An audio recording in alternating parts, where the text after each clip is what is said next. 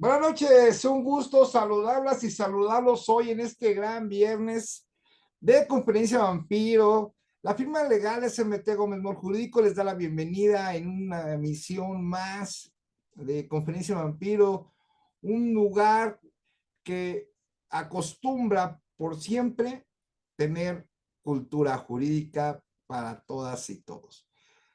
Soy el maestro Jorge Enrique Gómez Sánchez. Muchas gracias por estar aquí con nosotros. En verdad les agradezco muchísimo. Y siempre lo he dicho, somos poquitos pero sustanciosos. Entonces, en verdad, les agradezco mucho su presencia el día de hoy. Y bueno, pues vamos a analizar nuevamente, bueno, con los siguientes temas, lo que está relacionado con el Código Nacional de Procedimientos Penales. Como se los prometí, vamos a analizar todo el código. Hoy vamos a ver unas figuras que a mí en lo particular son de llamar la atención, porque en verdad hay grandes penalistas y que yo conozco, que en verdad tú les preguntas estos temas y ni siquiera se acuerdan, ¿eh?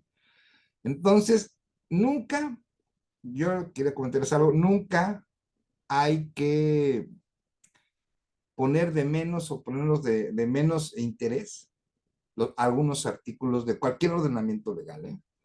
No solo en materia penal, sino en cualquier ordenamiento legal. Todos tienen un fin, todos los artículos tienen un por qué están ahí. Y hoy vamos a ver unas figuras bien interesantes, ¿eh?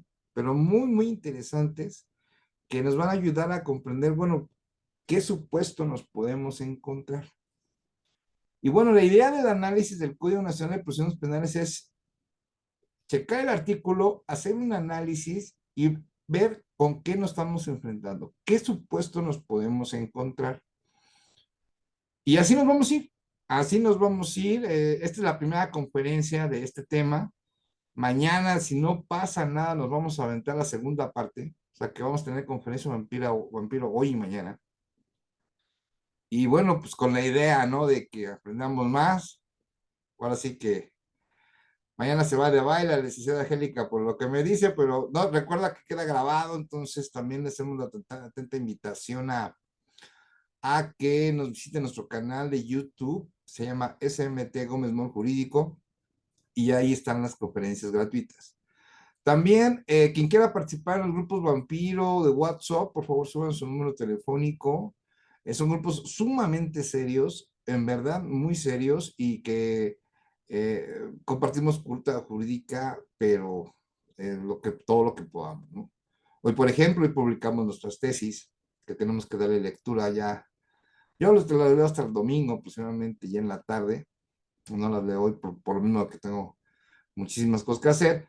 Y bueno, pues una de las cosas que a mí me encanta es precisamente preparar esta conferencia. Estas conferencias se preparan desde lunes, martes, que venimos preparando de todo. Y bueno, pues también, ¿no? Quien quiera la presentación también quiero comentarles, creo que no envié la pasada o sí la envié, no sé, pero si me falta la de la semana pasada, díganme para juntarlas y las juntamos y se las envío, ¿ok? He checado la manera de poner la presentación en el mismo canal de YouTube, pero un amigo mío que se dedica a las grandes cuestiones de la informática me dijo que no es muy viable porque luego se llenan de virus, entonces mejor yo se las envío de mi correo. No pasa nada, no me pasa nada y el tiempo que sea necesario. Sí, mañana envío la otra también, la primera y la segunda parte, tan interesantísimas las dos, ¿eh? Pero ya tengo la otra también, la otra presentación ya está lista, ya todo te está listo para mañana, falta checar mañana, por ejemplo, las tesis aisladas de jurisprudencia. Bueno, les platico a los que la primera vez nos visitan. Esta conferencia está adecuada a observar y análisis los artículos del Código Nacional de Procedimientos Penales. Pero nos enfocamos al análisis de fondo. Revisamos qué supuesto nos podemos encontrar ya en un caso real y también revisamos las tesis. Bueno, hay pronunciamientos de la Corte con artículo definido. Hay una página de la Suprema Corte que se llama Jurislex y está también la página de buscar jurisprudencias que bueno, esa de Jurislex lo puedes hacer por ordenamiento y tú puedes buscar desde un artículo de cualquier ordenamiento legal, un artículo que tesis aisladas o de jurisprudencias están vinculadas a ese solo artículo. Y esas son las que exponemos. Esas son las y también da un análisis pues diferente porque te da otro tipo de supuestos. También les damos una cordial invitación para que nos visiten el día lunes, igual lunes 9 de la noche, vamos a tener seminario de Jus Civile, el tema por definir, pero eso tiene que ver con el Código Civil porque estamos a la par, ¿no? Y bueno, ya la siguiente semana también continuaremos con nuestro análisis del Código Penal de la Ciudad de México, porque ahora sí que ahorita le dimos un espacio al Código Nacional, pero vamos a ir altercando y completando pues todas las semanas vamos a tener una o dos conferencias, esta semana vamos a tener tres, porque es muy probable que el próximo sábado no voy a estar dando conferencia. Entonces, cada vez que yo tengo programado un evento de la semana que viene, por ejemplo, y no voy a estar, pues voy adelantando para que vayamos avanzando sobre el tema, ¿no? O sea, y todos aprendamos. Bueno, vamos a poner la presentación, si no hay alguna duda, algún comentario.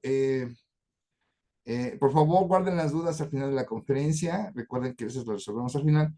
Y si tienen algún tema en especial, pues también lo vertimos, ¿eh? Recuerden que en Conferencia Vampiro también vemos temas de otro tipo, no tienen solo que ver con el penal. Ya nos hemos tocado aquí temas de civil, mercantil, administrativo, laboral, agrario, de todo. Entonces, al final, si tienen algún tema que tratar, aquí no somos expertos, pero ahora sí que estamos dándole. Permítanme un momento, por favor. Un momento nada más, por favor. Es que nos están pidiendo por acá el link y vamos a pasar el link para a muchos amigos que nos quieran visitar y obviamente, pues ustedes saben, eh, para saberlo, ¿no? Entonces vamos a seguir compartiendo. Espérenme tantito.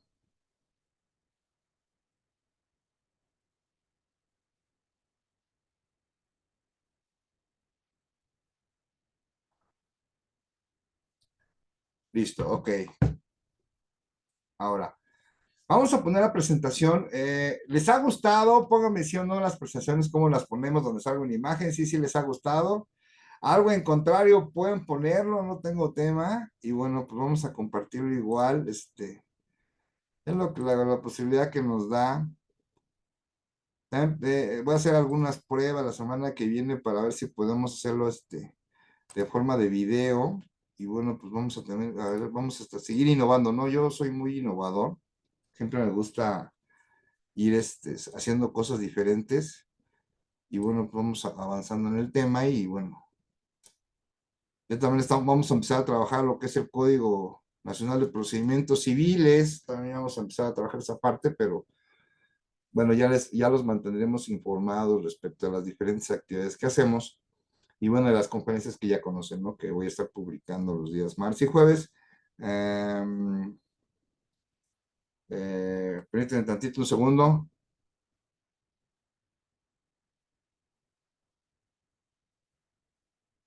Esperen un segundo. Es que por acá nos piden otra vez el link. Vamos a que hubo todo un show con mi celular y todo haciendo. Bueno, vamos a ver, ya les expliqué cómo analizamos el código. Checamos lo que es lo que dice el código y también revisamos, eh, eh, lo ponemos, ¿no? Vemos qué nos dice el artículo, qué nos podemos enfrentar y si tenemos una tesis aislada, una tesis de jurisprudencia. Entonces vamos a entrar a lo que son los actos procedimentales, primera parte. Esta conferencia se divide en dos porque es muy larga los temas, pero vamos a tratar de ser un poquito rapidito. También vayan por un café. Una nueva modalidad de conferencia de vampiro es que más o menos entre hora y cuarto, hora y media, vamos a dejar un espacio de 5 minutos para ir por un café o algo que se les parezca. Ok, bueno, ¿Qué nos dice este título cuarto que se encuentra en el libro primero, actos procedimentales, capítulo primero? Vamos a hablar de las formalidades de esos actos procesales, actos procedimentales.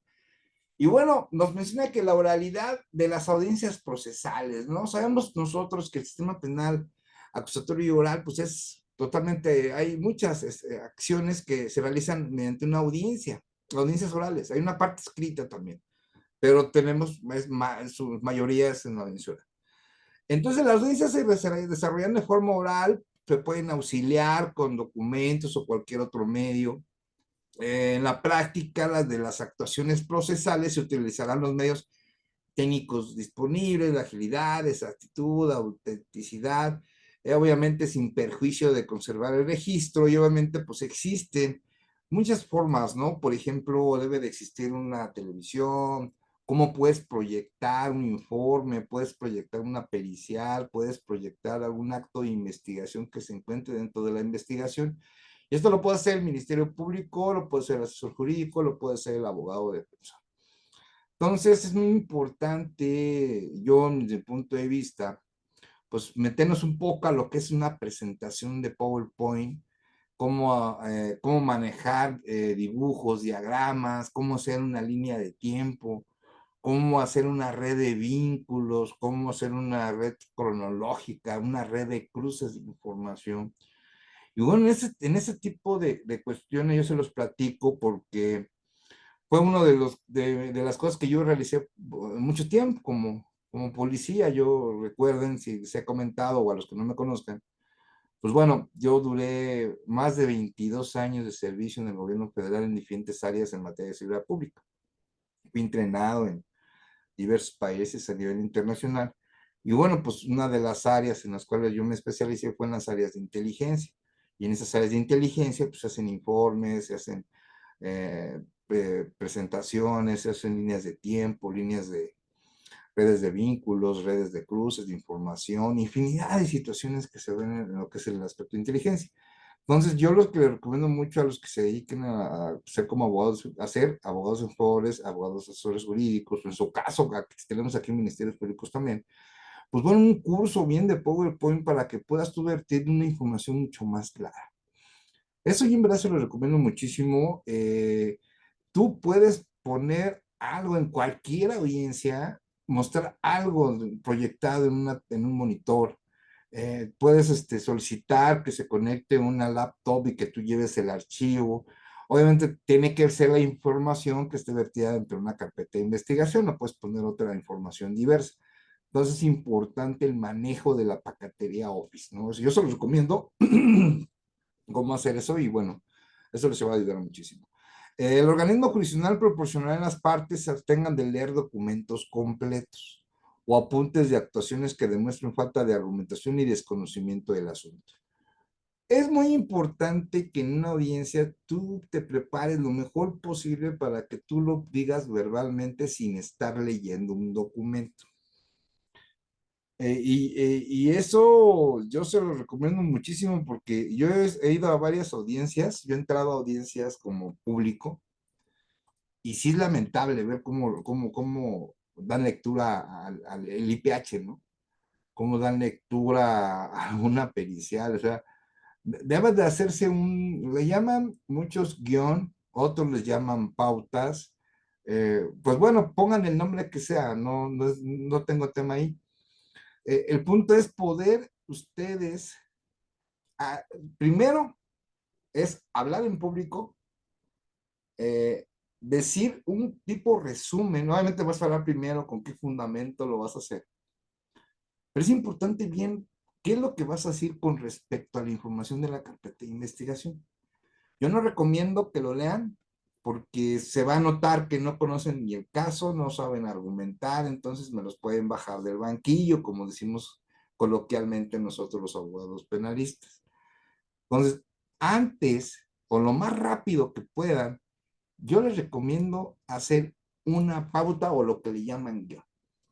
Ya en varias conferencias que tengo, les he mostrado los guiones, un ejemplo de guiones.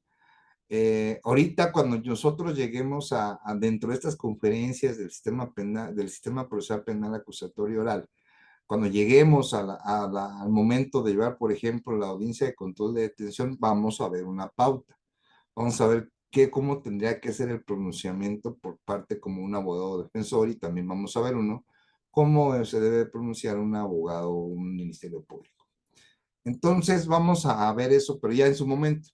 Yo lo que les recomiendo es precisamente empezar a llevar, por ejemplo, hay infinidad de cursos en YouTube gratuitos, de cómo hablar, cómo tienes que memorizar, cómo poder entender lo que vas a decir. Y bueno, no es leer un documento, o sea, a lo mejor puedes leer alguna parte, no sé, tres, cuatro renglones o alguna idea que sea de interés, ¿no? Que lo tengas que decir tal cual dice, por ejemplo, el IPH, y de ahí partes para argumentar. O lees una parte del acuerdo de retención, por ejemplo, y de ahí partes para argumentar. Pero solo una parte, ¿no? Pero bueno, nosotros sabemos que cuando tienes una audiencia de control de detención con poco tiempo, pues no puedes, ¿no? No puedes hacerlo tan rápido. Y bueno, pues, pero se hace lo posible, ¿no? De hacerlo lo más cercano. Y lo que sí recomiendo es empezar a tener una agilidad para poder realizar tu guión o tu pauta, porque ese va a ser importante. Y bueno, muchos me dirán, eso es lo que no importa, maestro, lo importante es saber si sale o no sale, si tienes con qué para sacarlo en la audiencia de control de detención. Pues sí, también es cierto, ¿no? Por ejemplo, hay momentos en que hay un expediente del delito o en su caso, pues hay irregularidades en el IPH y en el acuerdo de retención. Y bueno, pues de ahí partes, ¿no? De que pueden ser. Y bueno, y les doy un pequeño detalle al respecto, un adelanto de lo que vamos a ver después. Con respecto a los momentos de control de la detención, ¿no? Bueno, yo lo considero así, a mejor opiniones de los expertos, digo, hay muchos expertos y yo los respeto muchísimo, que hay dos momentos de control de detención, ¿no? Un momento es cuando lo tiene la policía, quien realiza una detención, en este caso una detención, por ejemplo, por flagrancia, y bueno, en el transcurso de que corre del tiempo, desde la detención hasta la puesta de disposición, ese control de detención, el que es responsable al 100% es el policía, ¿no? Bueno, o el conjunto de agentes aprensores. Ellos tienen la responsabilidad única de salvaguardar los derechos del imputado, los derechos humanos, todos sus procedimientos, ¿no? Ese momento de control de detención, bueno, se culmina con el IPH, con los indicios entregados en cadena de custodia, infinidad de procedimientos que ellos realizan, ¿no? Lectura de derechos, que por cierto, las lecturas de los derechos, déjenme les digo que está mal, ya después hablaremos del tema. Y en el momento que recibe el Ministerio Público, es otro momento de ese control de detención. O sea, ya sería como un segundo momento, porque ahora el responsable no es el policía, ahora el responsable es el Ministerio Público. Por eso se genera el acuerdo de retención. Y bueno, pues de lo que diga el IPH, pues debe ser un espejo de lo que diga el acuerdo de detención. Cuando no sucede eso, tiene suficientes elementos para lograr una no detención. Y bueno, una no legal detención. Entonces, bueno, ya se los paso como para iniciar esta conferencia con todo en este viernes un poco caluroso, no sé por dónde se hace mucho calor, pero por acá donde tienen su pobre casa, sí. Bueno, solo se podrán leer los registros de la investigación para apoyo de memoria, así como para demostrar o superar contradicciones. La parte interesada en dar lectura a algún documento de registro solicitará al juzgador que preside la audiencia autorización para proceder a ello, indicando específicamente el motivo de su solicitud, conforme a lo establecido en este artículo y sin que en ello sea motivo de que se reemplace la argumentación oral. Como les dije, una cosa es que le des lectura a un IPH, un fragmento, y de ahí después argumentos, ¿no? Ahora, ¿qué pasa cuando ya estás, por ejemplo, en un interrogatorio, ya estás en juicio oral, ya pues ya tienes ahí así que los actores, y por ejemplo los ministerios públicos citan, ¿no? Por ejemplo, a un testigo, un policía que hizo el IPH, ¿no? Y bueno, pues puede existir que pues, dentro del informe pues se le dé al policía para que refresque memoria, ¿no? Un apoyo de memoria que tiene para poder continuar con su actuación, ¿no? Entonces, es importante esa parte del apoyo de memoria y solo también para demostrar o superar contradicciones. Aquí cuando existen contradicciones es, por ejemplo, cuando ya estás en juicio oral, está el testigo, en este caso un policía, un perito, como ustedes lo decidan, pues resulta que dice una cosa en vivo delante del juez y el informe policial dice otra. Entonces, esa es la evidencia, la contradicción, ¿no? Ponerla latente dentro del juicio oral y obviamente buscar que no pueda utilizar el juez al momento de determinar una sentencia, utilizar ese IPH porque hay contradicción de lo mismo y va a carecer de que sea probatorio, ¿no? Para una sentencia. Entonces, esos, en términos generales, se la pone en memoria. Y bueno, esos son los tips que yo les comento. No vengo a leer el código, vengo a analizar el código con ustedes para ver, bueno, qué nos podemos enfrentar. Y bueno, y recuerden, o sea, tú, por ejemplo, como abogado defensor en una audiencia de control de detención, haces un resumen rápido de lo sucedido y si no puedes revisar, pides 12, 3 segundos en lo que revisas que dijo, por si te entregaron la carpeta 1 hora o 2 horas antes, ¿no? Qué bueno que desde mi perspectiva ese vicio de entregar carpetas 1 hora o 2 horas antes debe de terminar. En realidad es totalmente contrario a todo, ¿no? O sea, no debe de seguir esa actitud, pero pues quién sabe si lo llegamos a ver. Bueno, y empezamos con las primeras tesis. Lo recomiendo, se llama página Jurislex. Buscas el ordenamiento penal, el Código Nacional de Procedimientos Penales. Si tú le pones artículo, por ejemplo, aquí yo le puse el artículo 44. Y de ese artículo 44 primero te pone la definición de ese artículo. Y después te pone, bueno, a ver qué tesis están relacionadas con ese artículo. Y aquí encontramos esta, ¿no? Por ejemplo, esta es una tesis de la 11ª época, o sea, es reciente, del diciembre de 2021, es una tesis tipo aislada, no es de cumplimiento obligatorio, pero esta nos dice que el principio de oralidad en el sistema penal acusatorio no se transgrede cuando en audiencia se da lectura a la parte conducente de ciertos datos de prueba, siempre que aporten información de calidad irrelevante sobre los aspectos técnicos o formales para la toma de la decisión y su utilidad depende de la literalidad con la que se verbalicen. Entonces, pues no está prohibido así que leas una parte de los datos de prueba. Entonces, por ejemplo, tú eres abogado o defensor, tienes tu carpeta de investigación. Puedes tú, por ejemplo, si no llegaste a realizar un resumen rápido, tu guión, por ejemplo, tú puedes tener a la mano, a un lado, por ejemplo, el acta de retención. Y ya dentro de esa, pues puedes señalar, puedes anunciar que en el párrafo tal, de la página tal, o cuando hace referencia de esto y esto y esto, o decir que no puso, ¿no? Por ejemplo, uno de los puntos esenciales que nosotros se combaten, sobre todo en el control de detención, en la acta de retención, vaya así el término, es no la aplicación del 140, ¿no?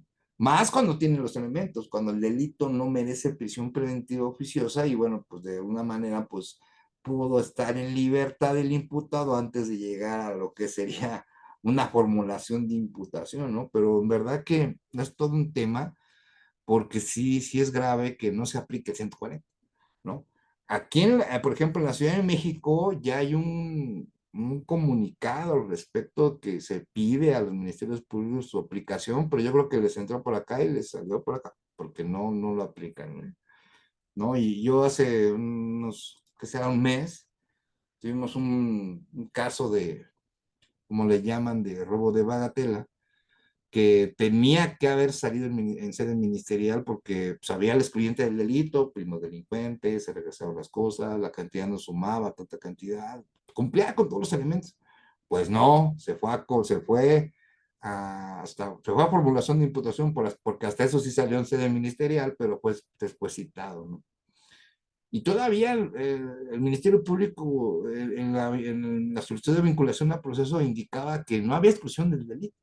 Yo hasta me sorprendí y dije, no, pues bien, ¿eh? Entonces, esas son unas pequeñas situaciones que pues nosotros hacemos lo que tenemos que hacer con respecto a todo conforme a derecho, ¿no?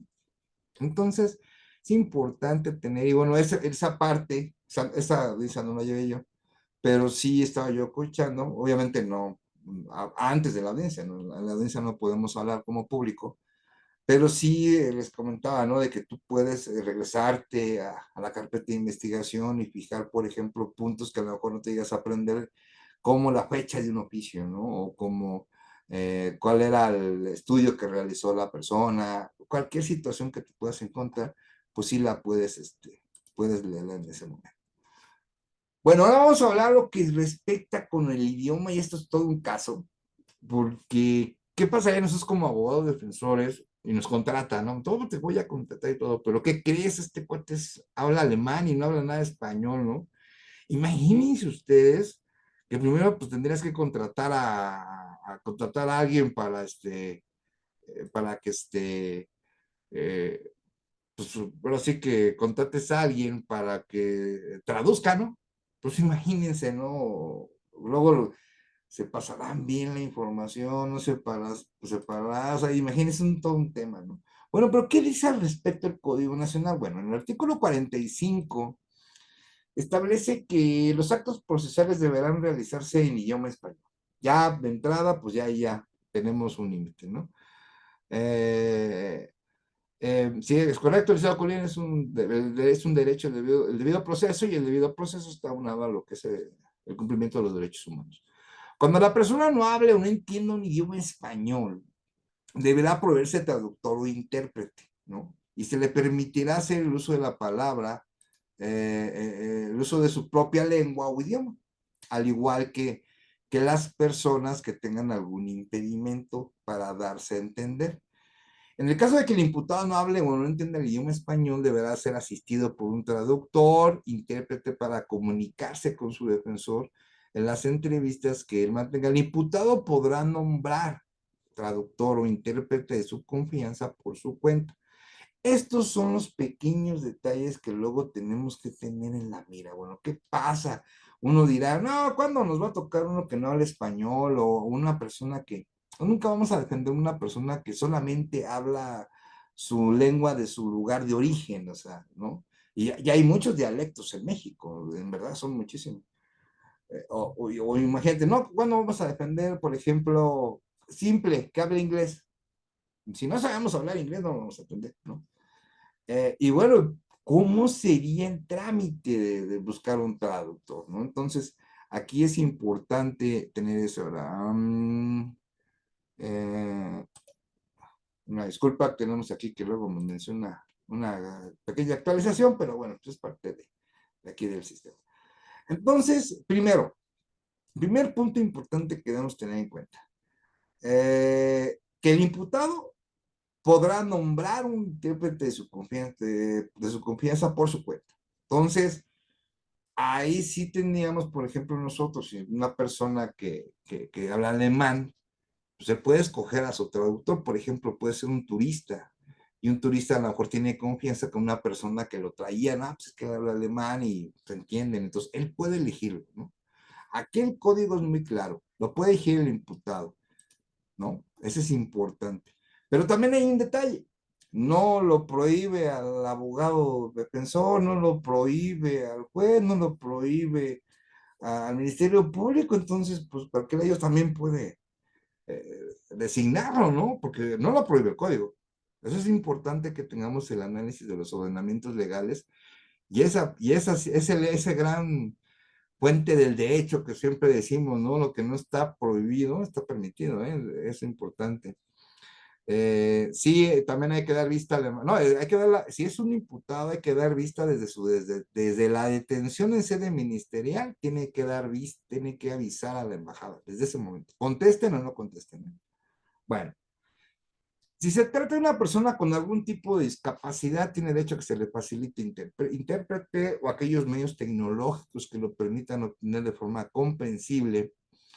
En los actos de comunicación, los órganos judiciales deberán tener certeza totalmente de que el imputado sea informado de sus derechos, o la víctima o el ofendido también, si están en el mismo detalle de respecto al idioma. El juez tiene que tener la certeza que está entendiendo sus derechos, que está entendiendo el procedimiento y que las consecuencias también las entendió, ¿no? Todo eso lo tiene que entender. Ahora, imagínense, bueno, la problemática que puede ser, ¿no? Eh, garantizar que tenga tal comprensión, ¿no? De las actuaciones judiciales que se están llevando a cabo. Entonces, eso del idioma es cosa importante. Ahora, cuando a solicitud fundada de la persona con discapacidad o a juicio de la autoridad competente, dice aquí ya estamos hablando de una autoridad, adoptar otras medidas, ¿no? Para salvaguardar su derecho, ser debidamente asistido. La persona con discapacidad podrá recibir asistencia en materia de estenografía proyectada, en los términos de la ley en la materia, por un intérprete de lenguas a señas. Puede existir ya hace mucho tiempo, nos ha tocado asuntos relacionados con personas, imputadas que, pues, la único medio de comunicación que tienen, pues, es el lenguaje a señas. Y bueno, en ese momento se tuvo que contratar, ¿no? A una persona que supiera como la comunicación. Y bueno, pues esa misma grabación, yo no me acuerdo mucho de ese asunto que nos tocó, no puedo decir nombres ni lugar, pero sí en este caso, para la forma en el lugar que estábamos nosotros, pues sí se tuvo que contratar otro, ¿no? Para poder terminar, bueno, el que sí estuvo en juicio, la persona que fungió como un asistente técnico especialista en este tipo de lenguaje, sí estaba bien. Entonces eso queda videograbado. Entonces la videograbación tuvo que irse a que la revisara otro experto, para decir, oye, sí entendió, sí se da a notar, sí está bien lo que hizo. Al final, todo fue positivo, digo, no hubo controversia al respecto, pero pues también es importante tenerlo en cuenta. Ahora, los medios de prueba cuyo contenido se encuentran en otro idioma tendrán que ser traducidos, ¿no? A fin de quedar certeza jurídica, ¿no? Sobre la manifestación del declarante, se dejará registro su declaración en el idioma de origen. En el caso de los miembros de pueblos o comunidades indígenas, se le nombrará un intérprete que tenga conocimiento de su lengua y cultura, aun cuando hablen el español, si así lo soliciten. El organismo jurisdiccional garantizará el acceso a traductores e intérpretes que coadyuvaran en el proceso según se requiera. Aquí es muy importante qué pasa, por ejemplo, con los pueblos y comunidades indígenas. Aquí el código es muy claro y hay que tenerlo bien preciso, ¿no? Va a haber un intérprete, sí, va a estar ahí durante el proceso, pero debe de cumplir dos requisitos, ¿eh? Es conocimiento de la lengua y conocimiento de la cultura. Si en uno de ellos no cumple, estaríamos violentando el debido proceso. Bueno, ¿ya qué se entiende? Ya lo comentamos hace rato, el debido proceso. Pues el debido proceso tiene que ver con el cumplimiento de las reglas que tiene el procedimiento. Regla 1, requisito 2, regla 3, requisito 4. Y en cuanto a lo que es el procedimiento, el ordenamiento es claro.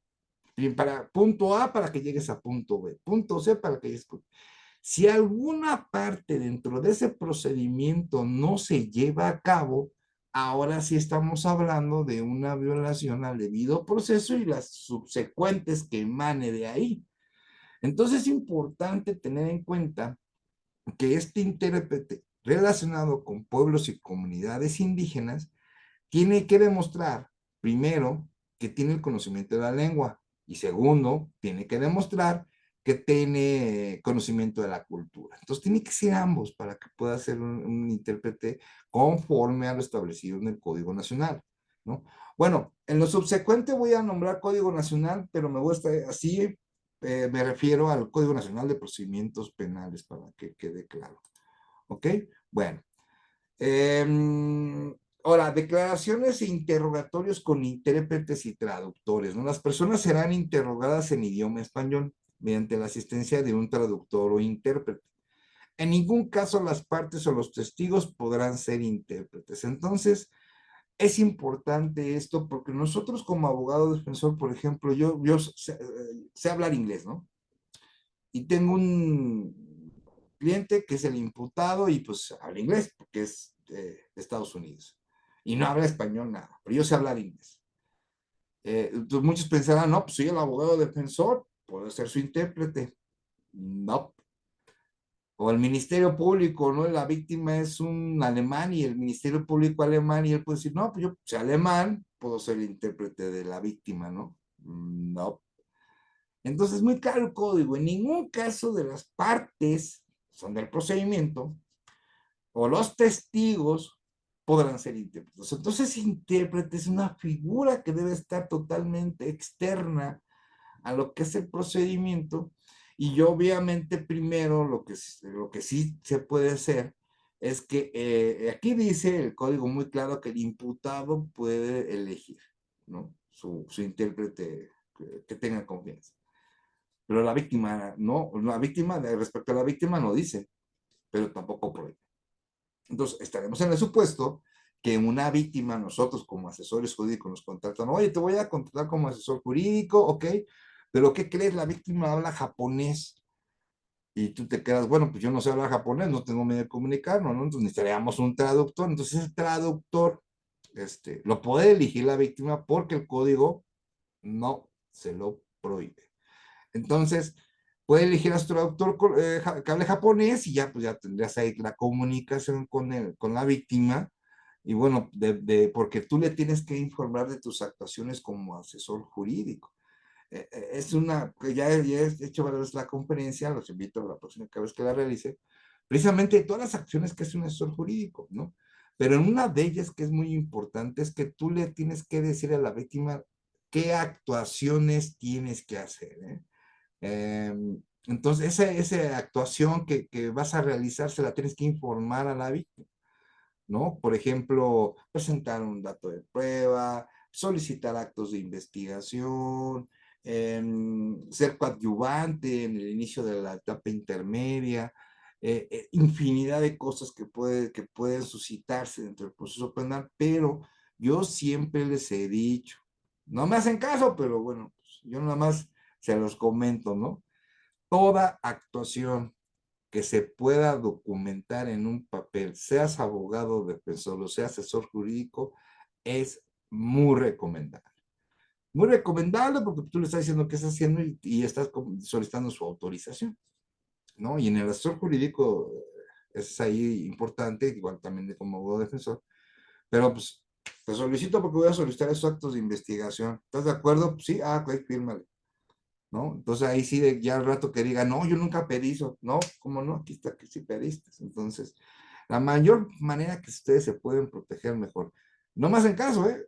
No me hacen caso, pero bueno, yo cumplo con decírselos. Bueno, y cada quien tiene su estilo también, y muy respetado, ¿eh? O sea, yo también respeto mucho los estilos de todo y de los grandes expertos, ¿no? Porque hay grandes penalistas que tienen, en verdad, yo los respeto muchísimo, pues, gente que sabe muchísimo y desde aquí que les mando un gran saludo.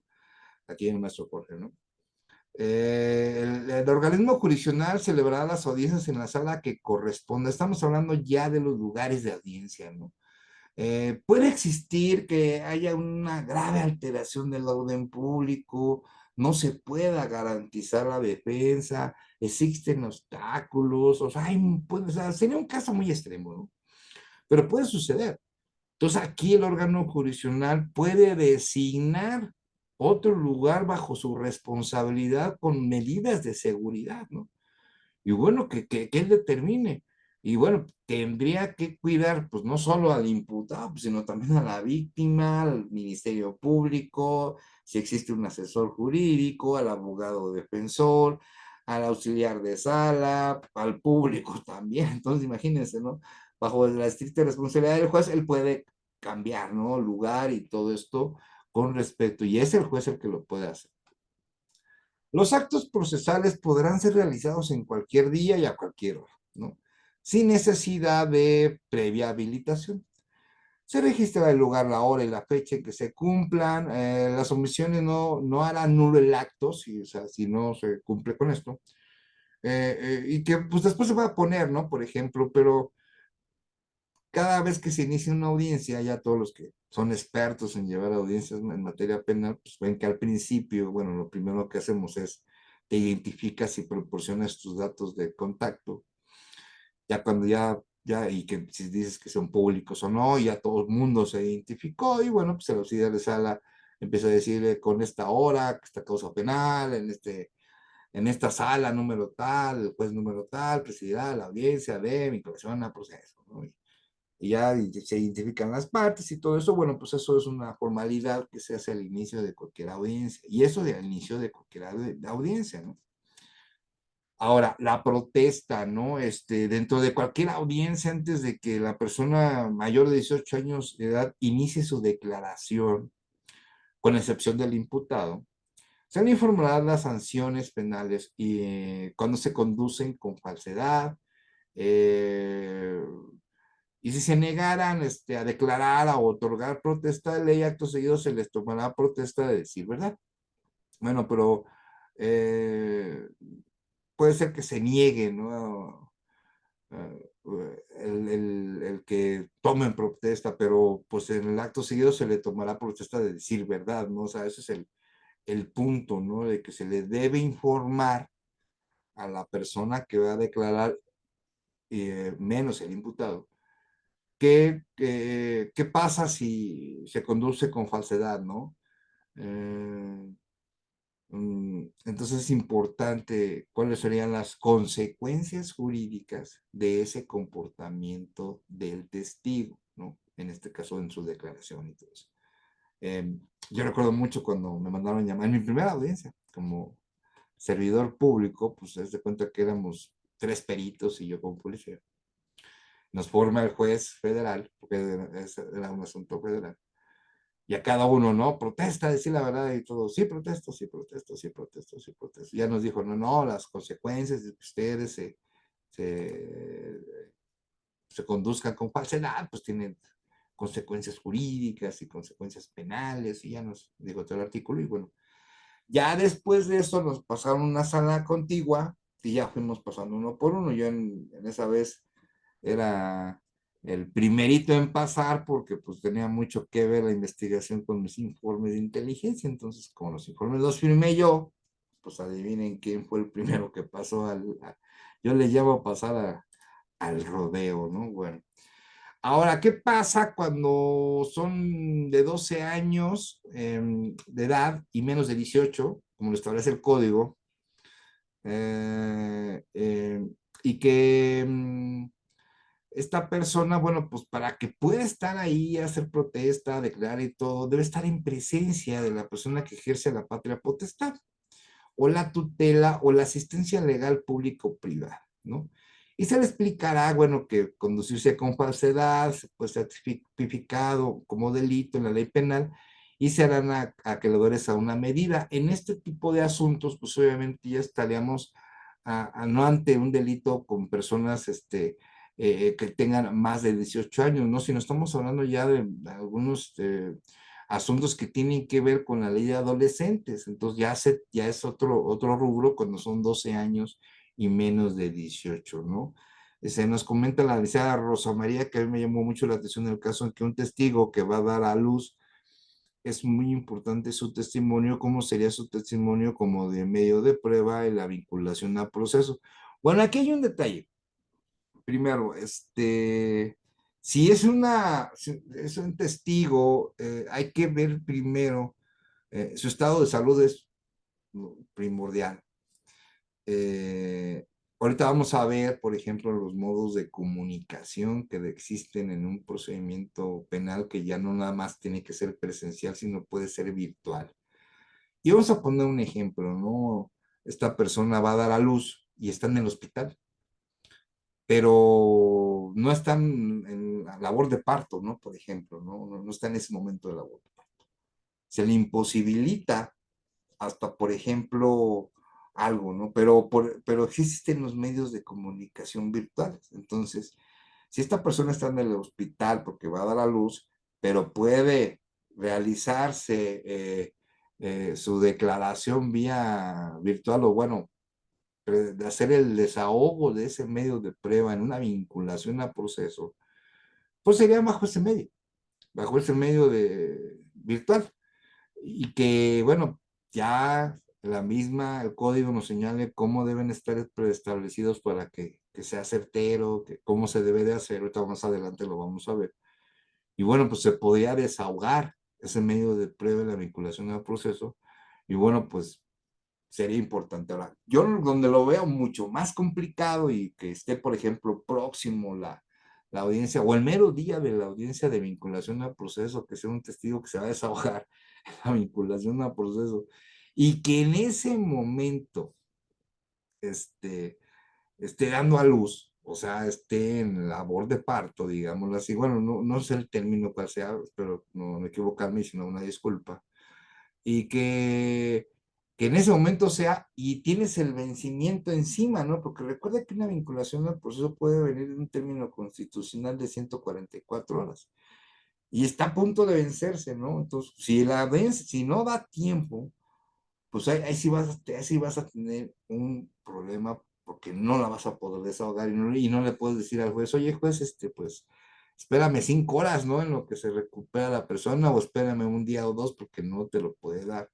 toda vez de que él tiene que resolver en ese momento con lo que tiene, ¿no?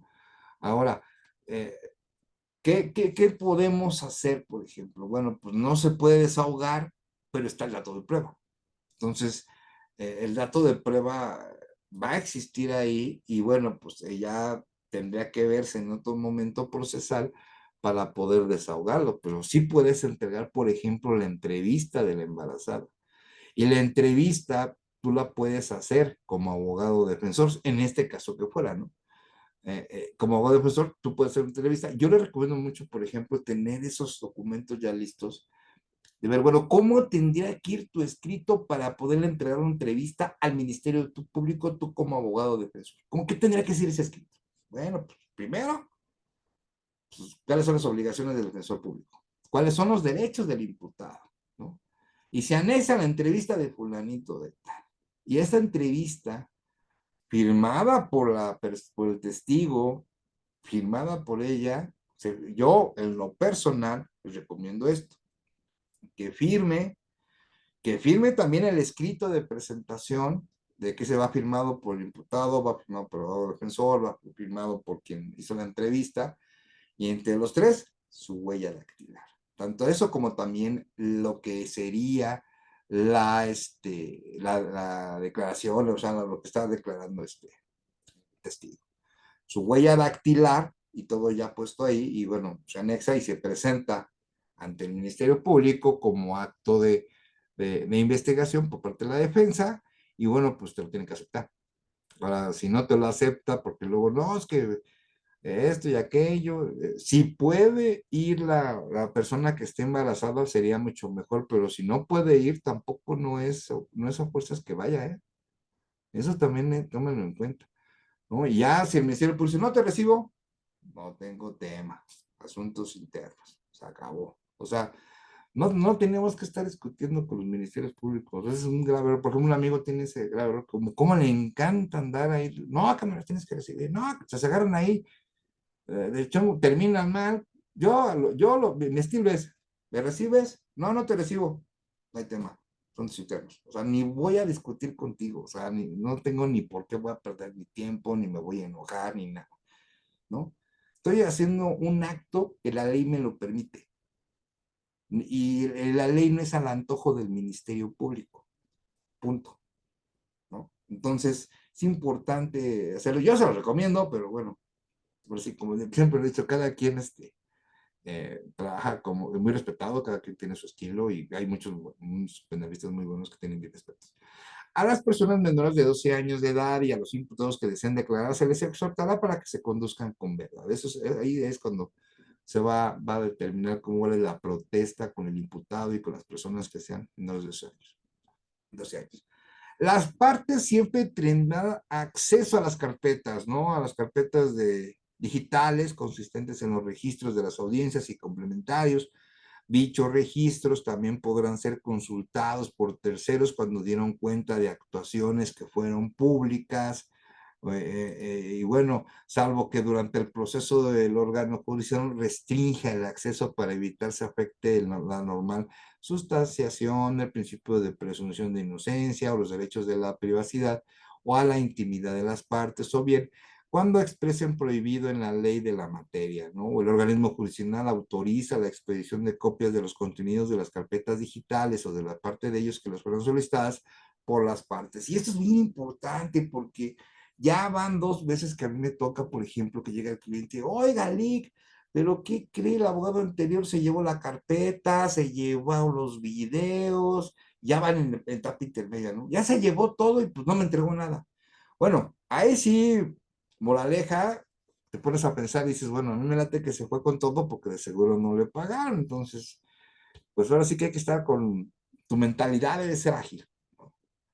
Pues se llevó las cosas seguro porque no le pagaron. Existe la posibilidad, claro, ¿no? Entonces, pues hay que ahí le piensas para ver con el cliente, ¿no? De que, bueno, pues eso de no pagar honorarios, bueno, en materia penal, conmigo no cuenten, pero ni para el saludo, ¿eh?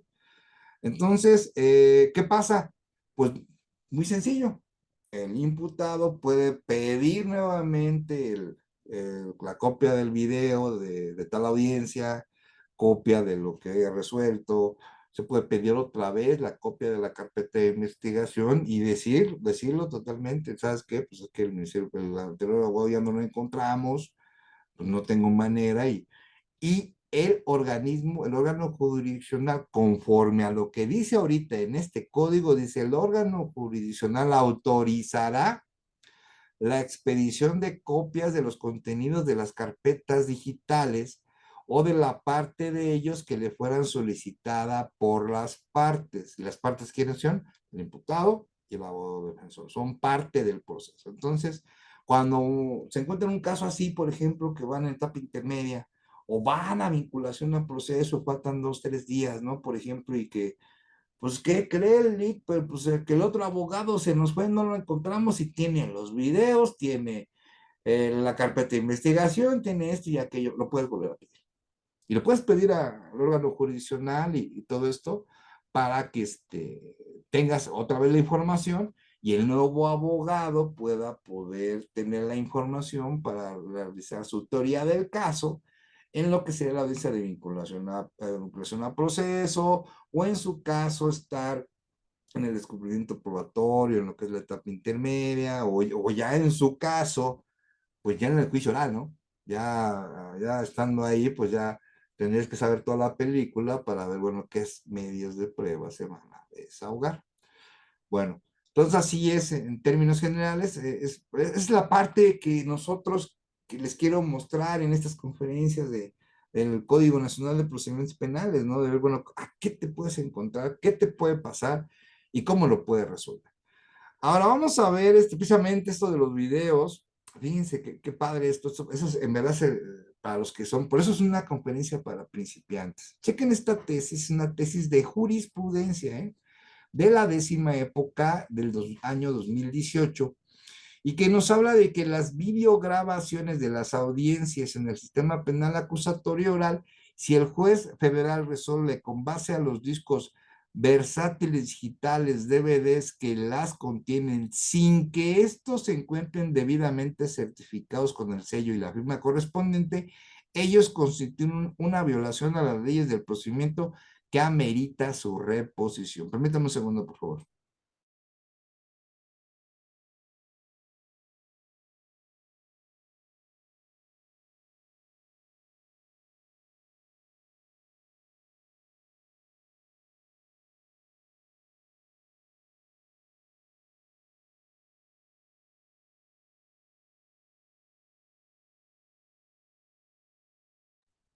Pues bueno, ¿qué nos dice esta tesis de jurisprudencia? Es de aplicación obligatoria, ¿eh? Fíjense lo que nos está diciendo. Que no pueden, o sea, en pocas palabras, no pueden recibir discos que no vengan sellados, certificados, o sea, que provengan de lo que sería el tribunal penal, ¿no? Correspondiente, ya sea estatal o federal.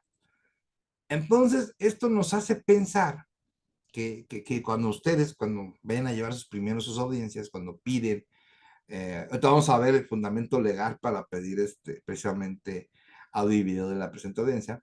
Es el artículo 50, ahorita lo vamos a ver. Pues que no sé cómo lo hagan los estados. Yo quiero pensar que, bueno, das tus, quieres tu CD, tu DVD, ¿no? O te lo cobran, no sé. Por esas DVD que te entregan de la audiencia, pues obviamente primero, por ejemplo, en los federales, te ponen hasta el nombre del MP en el video. Te ponen ahí, aparece el licenciado, tal, MP tal. Y ya aparece en el video, todo el video aparece el nombre. Ese es un registro. O sea, aunque el disco no diga nada, el video viene marcado, ¿no? Con los datos. O puede ser que te marquen el disco, ¿no? Con un nombre, con un número o algo, ¿no? Pero el hecho cuando tú presentas, por ejemplo, un medio de impugnación a un juez federal, eh, si no lleva esas particularidades, ese disco, van a tener que reponer el procedimiento, o sea, no te los va a aceptar, ¿no? Entonces te va a decir, no, ¿sabes qué? Pues no es que este video que me traes no dice tribunal tal, no dice quién es el que participa, o sea, no tiene algún certificado, sello o firma correspondiente, o sea, como no tiene nada, pues no me voy a pronunciar al respecto. Entonces es importante que cuando ustedes reciban su DVD, su video de la audiencia en la que hayan participado, pues obviamente, pues primero, si el disco ya viene con algo, sellos o algo, pues está bien. Pero por lo regular, por ejemplo, en el ambiente federal, sí te aparece el video y aparece el nombre del que no pidió, por ejemplo, ¿no? En este caso, yo cuando fungía como policía, pues iba, por ejemplo, a ver con los que trabajaba los ministerios públicos federales y ellos me enseñaban los videos de las desaudiencias y venía con su nombre, ¿no? Esa es una firma, por ejemplo. Entonces, a nivel federal, así, a nivel estatal, no sé cómo está. Yo las que he visto en YouTube pues, no vienen ni marcadas, no vienen nada, o sea, no viene el puro video. Entonces, a lo mejor quiero pensar que en el video le ponen un sello, una firma, algo, y que con eso, pues ya no van a tener problema con respecto a esta tesis, que déjenle que, pues ahora sí que nuevamente les comento, es una tesis de jurisprudencia de cumplimiento obligatorio.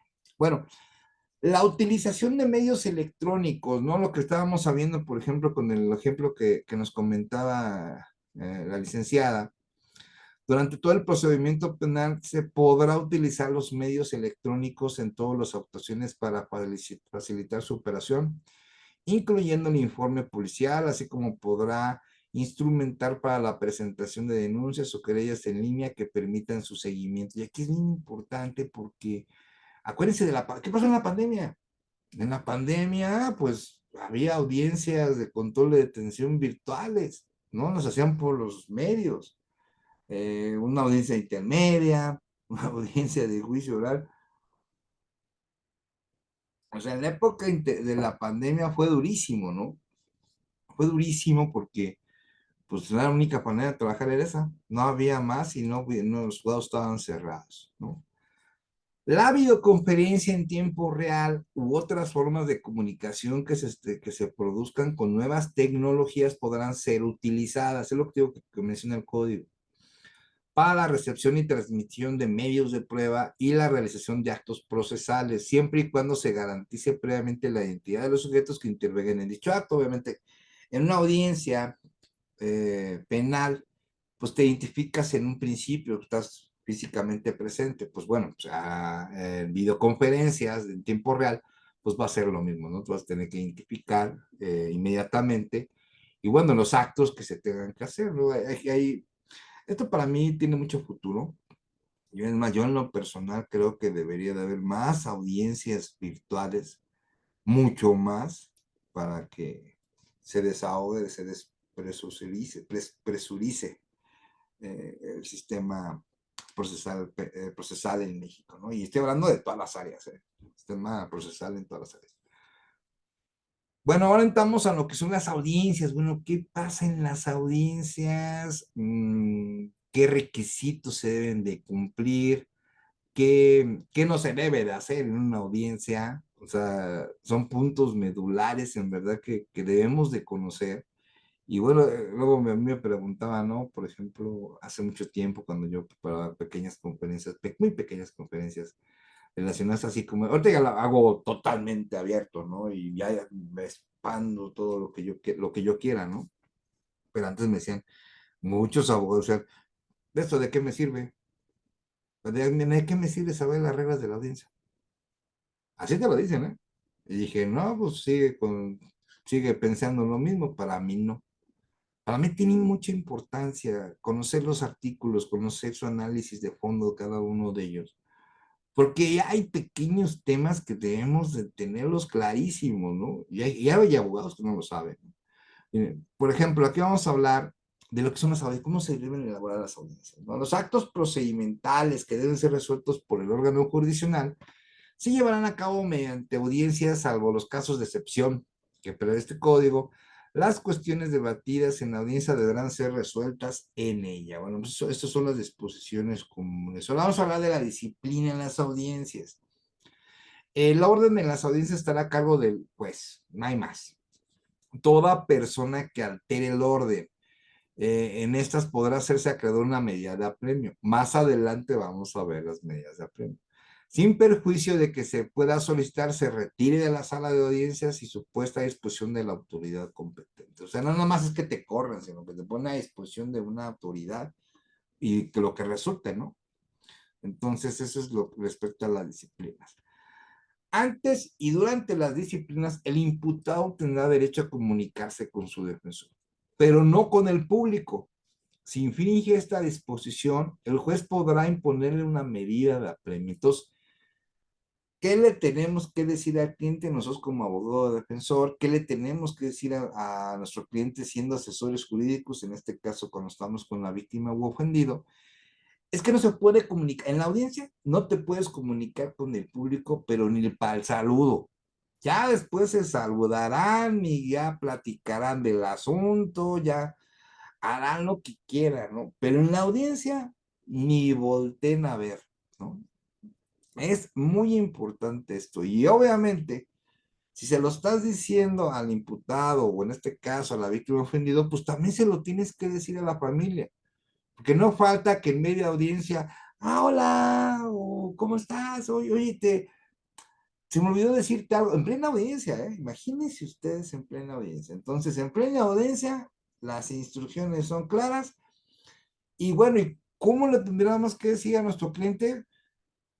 Denle lectura a la que son las medidas de apremio. Ahorita las vamos a ver. Pero el cliente ya sabes que es que, mira, si tú haces esto, hay unas medidas de apremio, digamos, es una sanción que emite el juez. Y el cliente, pues te va a decir, oye, ¿qué puede ser la sanción? Pues muy fácil, mira, te la voy a poner bien facilita la primera, ¿no? Y con esa, para no decirte las demás, el juez está facultado para que te quedes guardado 36 horas. Tú sabes, te quieres quedar ahí 36 horas por no hacerme caso de lo que te estoy diciendo. Con esa medida de apremio. No necesitamos decirles más, ¿no? Y ahorita vamos a ver esas medidas de apremio, ¿no? Y el juez tiene esa potestad, ¿eh? Te vas 36 horas, medidas de apremio porque hablaste con el imputado, porque el imputado se volteó y casi te saluda y te está dando información en plena audiencia, ¿eh? Entonces, ya ven cómo vamos a las cuestiones prácticas, eso es lo que tenemos que decirlos, ¿no? Y yo los he visto entrar a la audiencia y no le dice nada al cliente, dice, bueno, pues a lo mejor ya le dijo todo, ¿no? ¿No? Puede ser, que no creo, pero bueno, cada quien. Si alguna persona del público se comunica o intenta comunicarse con alguna de las partes, sea el abogado defensor o sea el imputado, el órgano jurisdiccional podrá ordenar que sea retirada de la audiencia y poner una medida de apremio, ¿no? Entonces, imagínense que estás en plena audiencia y que el familiar del imputado te grite, licenciado, lo que está diciendo es una mentira, así como tipo novela, ¿no? Ya ves que casi no les gusta ver novelas, ¿no? La Rosa de Guadalupe. Salen ahí y el familiar dice, no, señor, no, licenciado, lo que está diciendo esa persona es mentira, en plena audiencia siendo el público. Imagínense la escena. Pues bueno, ¿qué hacemos nosotros como abogados defensores? Tú quietecito, ni voltees a ver, el juez es el que va a determinar quién habla. Recuerda que en una audiencia tú tienes que pedir, solicitar hasta para hablar. Para todo tú tienes que solicitarte, hay que respetar bien la figura de su señoría, del juez. Señoría, solicito el uso de la voz.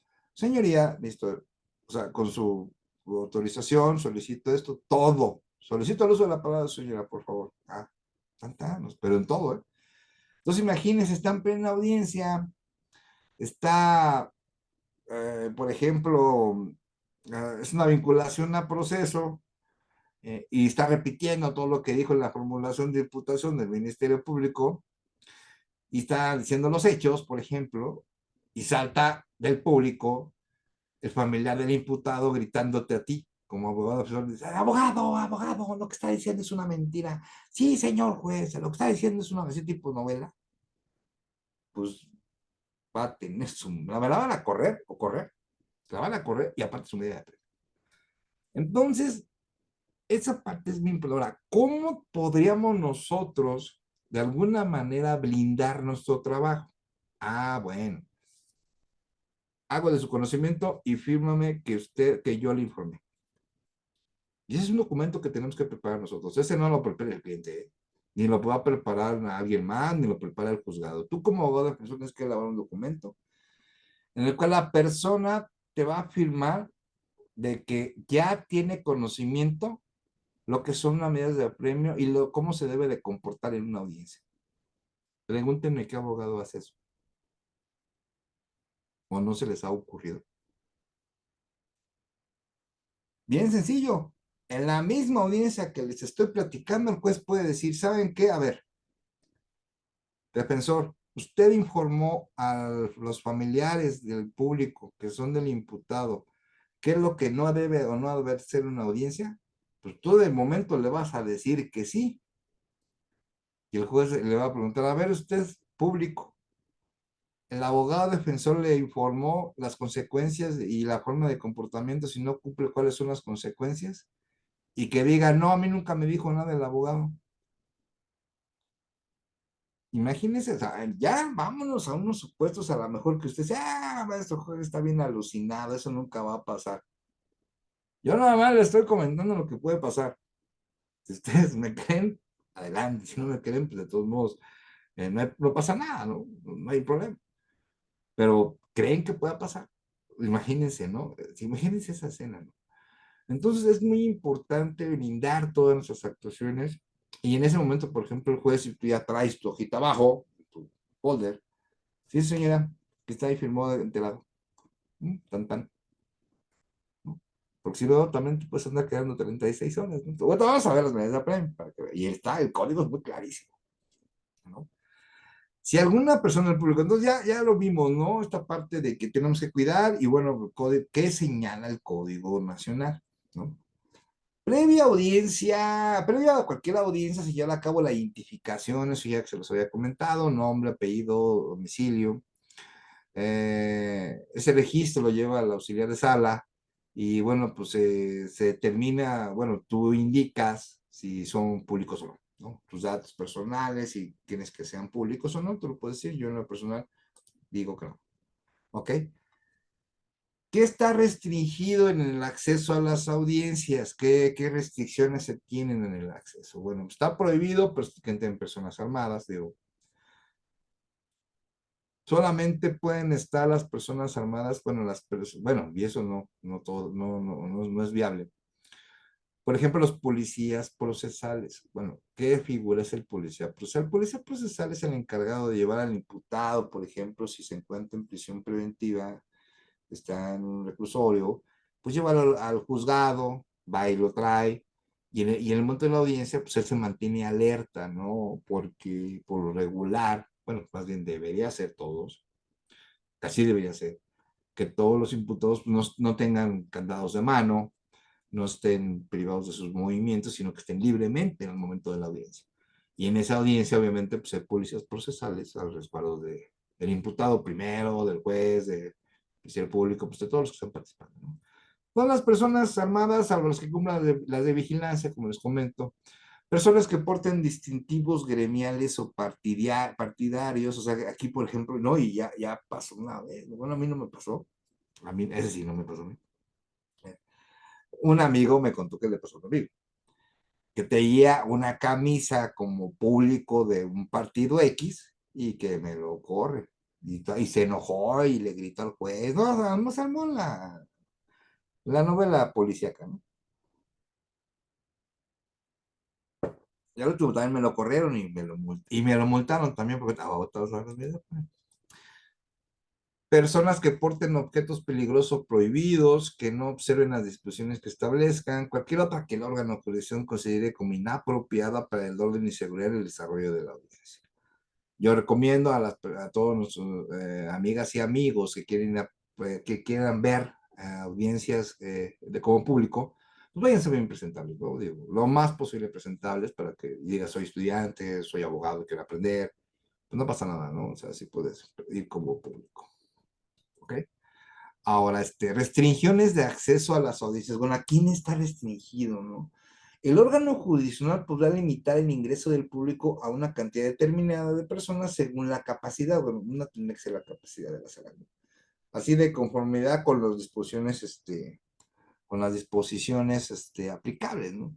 Los periodistas o los medios de comunicación acreditados deberán informar de su presencia primero, los medios de comunicación, y bueno, el órgano jurisdiccional los va a ubicar en un lugar que él determine, pero no pueden grabar ni transmitir. Bueno, los periodistas ni nadie, ¿eh?